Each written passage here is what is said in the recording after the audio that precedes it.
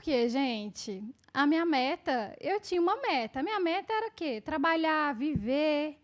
E eu precisava também do trabalho. Você ali também tinha metas também, sabe? Você precisava atingir você tinha uma quantidade de acordos que você precisava fazer. Então, você precisava atingir aquelas metas e você tinha que traçar estratégias ali para conseguir fazer os acordos. Então, você tinha que analisar os processos e identificar quais eram as falhas. Uhum. Então, eu criei as minhas estratégias para conseguir elaborar, para conseguir fazer os acordos. Uhum. E, assim, tinha um ranking. E você saía do zero para chegar naquela meta todo mês. E todo mês o seu ranking zerava. Você tinha que recomeçar. Uhum. Então, a partir disso, começaram a me chamar para entender o que eu estava fazendo, que eu estava conseguindo fechar tantos acordos. Eu tinha traçado uma estratégia. Eu conversava com os advogados e perguntava se eles tinham mais processos daquelas matérias ou que tinham mais naquela comarca, algo naquele sentido, para me procurarem. Coisa que outras pessoas não faziam. Não era nada diferente. Uhum. Era uma estratégia minha naquela época. E, nessa época, o primeiro contato com o compliance veio de uma forma diferente. Houve um burburinho. Vários escritórios têm um edital de alguns bancos. E eles precisam cumprir alguns requisitos para terem esses editais, esses contratos maiores. E nesses editais tinham previstos que precisava ter uma área de compliance nesses escritórios, para ter alguns requisitos. E eu fui entender o que era essa área de compliance, porque se não tivesse essa área de compliance, o escritório perderia os honorários, perderia os contratos e tal. Eu fui entender o que era isso. Fui lá na supervisora, na época, e fui perguntar o que era o compliance. Eu ouvi falar que ela tinha feito uma pós e fui perguntar. Não, uma amiga minha está interessada em saber mais o que é. Queria saber mais o que é essa pós, o que é o compliance e tal. Não, eu fiz nesse lugar aqui, pode falar com ela para procurar esse lugar. Quando eu fui procurar, após Você falou que era para uma amiga sua. Falei que era para uma amiga minha, para não criar uma animosidade. Sim, claro. Né? E uma concorrência também. Falar, ela está querendo o meu lugar. Ou seja, sempre tem uma estratégia, né? Tem que ter uma estratégia. Fui procurar saber qual que era essa pós e tal. A pós, ela custava cerca de 1/3 do meu salário.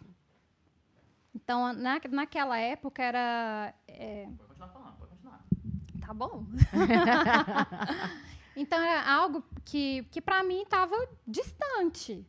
Então, fui conversar com a coordenação de curso, perguntando quais eram as possibilidades de divisão, quantas vezes podia parcelar, quais eram os descontos, porque eu entendi que ali teria uma possibilidade para mim de carreira.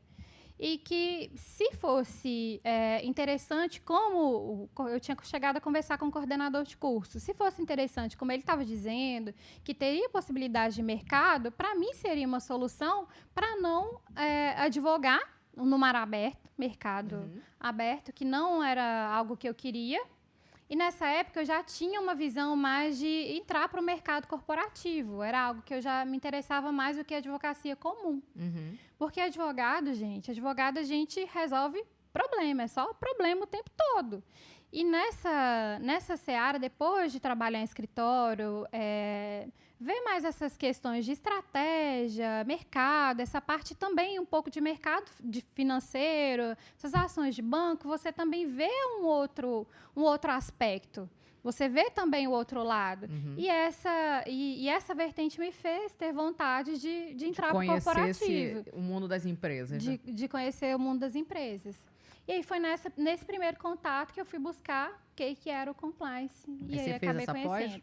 Fiz essa pós milionária. Conseguiu o desconto? Consegui o desconto, dividi milhões de vezes. Foi muito bom, foi muito bom. Eu conheci muitas pessoas. E, assim, foi um período totalmente diferente. E que, assim, poderia ter dado muito errado e deu muito certo. Por quê? Foi durante a pandemia. Então, em um período em que vários colegas estavam cortando todos os gastos, e não é errado, porque muita gente perdeu o emprego, muita gente ficou sem renda, eu estava começando um outro gasto, que não era pequeno, era um investimento alto, né? Eu estava investindo ali na minha carreira. E na época, eu morava em BH com mais 2 amigas. A gente dividia ali a casa. E todas as 2 também eram advogadas. Então, eram 3 advogadas em casa. E das 3, eu era a que tinha a carga horária maior, trabalhava que nem uma louca e que tinha o menor salário. Eu falei, eu quero mudar ali a minha realidade. Então, eu vou buscar uma forma de tentar mudar isso. E após foi ali a minha situação. E na época todo mundo falou, você é louca, pandemia, tudo fechando, o mundo acabando e você vai fazer uma pós dessa e tal. Eu falei, eu vou tentar. O não eu já tenho. E aí foi muito legal, porque durante aquela época, foi um período de isolamento social, eu tinha encontros ao vivo com o pessoal, foi muito bom, foi um período de networking, foi muito legal. É um pessoal que eu tenho contato até hoje. Eu tenho vários amigos virtuais de vários locais do Brasil. Mas mesmo depois da pandemia, não conheceu esse povo pessoalmente? Conheci. Teve vários encontros depois. Acaba que a gente se encontra em congresso, alguns locais assim. Depois, em situações de trabalho, a gente acabou se conhecendo. Durante a pós, em que momento você começou a trabalhar em compliance? Aí você fez a pós... Fiz a pós e depois, no finalzinho, porque a pandemia perdurou um tempinho, né? Então, minha pós praticamente acabou toda durante a pandemia. Eu tive a oportunidade de fazer um trabalho de extensão nessa pós, de implementar um programa de compliance em uma empresa real, que foi um projeto que essa instituição tinha. E nessa oportunidade, depois eu me candidatei em algumas vagas. E me falaram que o meu currículo se destacou nessas vagas. Durante essa época, eu ainda estava no escritório e, mesmo assim, eu já comecei a aplicar para as vagas de compliance, mesmo não tendo essa experiência.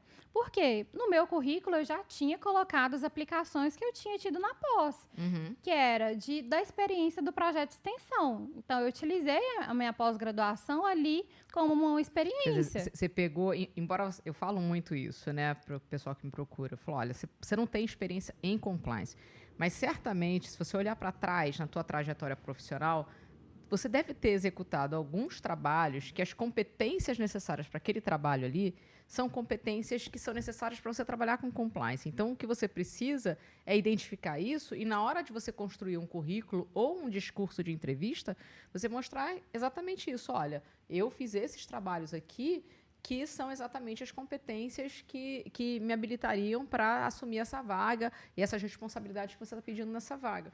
Quer dizer, foi exatamente essa estratégia que você usou, né? E você conseguiu a tua primeira vaga. Consegui a minha primeira vaga.